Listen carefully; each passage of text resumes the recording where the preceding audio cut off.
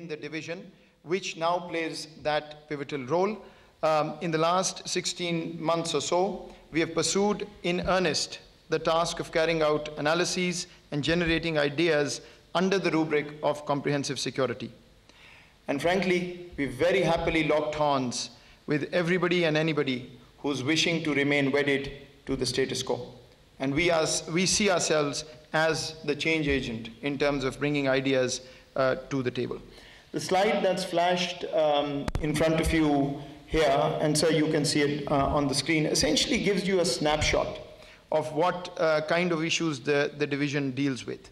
The national security policy that we list is essentially the effort to broaden our scope of comprehensive security and see how we can put this framework of comprehensive security as the ethos of our national vision.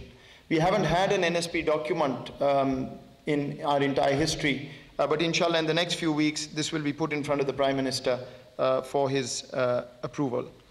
We've also worked on economic diplomacy, and the Prime Minister has recently launched the Economic Outreach Initiative. The idea is to increase Pakistan's economic footprint, but then leverage that for better political relationships and vice versa. So broadening the scope beyond political diplomacy. The third area I'd quickly mention is communications. In today's post-information revolution world, public relations no longer works for areas of national security. So we've worked with all our other ministries, departments, and the military to come up with a whole of government approach and coordinate strategic communication which puts the rightful narrative of Pakistan to the world.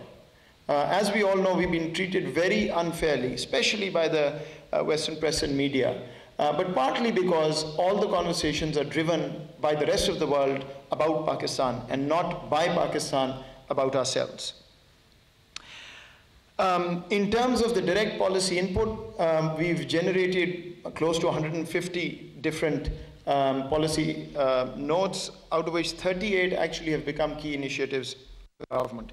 But perhaps, ladies and gentlemen, the most relevant thing for today's gathering is our division's effort to move towards a culture of inclusive policy making. All of us know that we have immense talent in our think tanks, in our universities, in our youth. But to be very honest, the public sector on the civilian side has not had a mechanism to absorb input into policy in an optimal fashion. Many countries in the world boast a very close relationship between think tanks, universities, and policymakers. And frankly, we often talk about others having lobbies that present Pakistan in a negative light. It's partly because we don't have that structure created where this link is strong. In that regard, the National Security Division created a year ago a council of experts, where Pakistan's best minds were brought together on issues from traditional security to food security to economic security to climate and security to advise us on where we need to go on this agenda. Again, under the rubric of the comprehensive security framework. And finally, yesterday, the Prime Minister launched the advisory portal, where we are bringing in over 100 think tanks and universities formally into our ecosystem, and all of them will be able to give us direct policy input on virtually any issue dealing with national security broadly defined, which then will be our responsibility to channel it to the right stakeholders.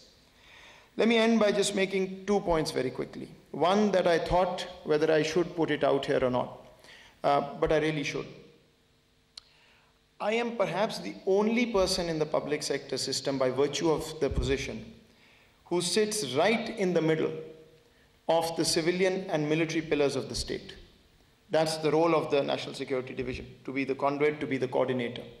And as we coordinate things, very often I hear this comment from people on whether the two pillars of the state are working together to effect the change that I'm talking about. So I want to put this out on record for all the audience here, but more importantly, everybody who's virtually joining us, that this is at the moment If anybody is saying that in National Security Division or any other place, there is no consensus on change, I'm sorry, you don't know what is happening within the system. There is 100% consensus, civil and military leadership, on bringing change, on moving in the direction we are moving on.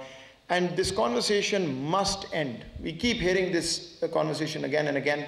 I'm standing here and telling you that if the NSD does not deliver on its mandate, it is solely the NSD's fault, because we have 150% support from all elements of the state.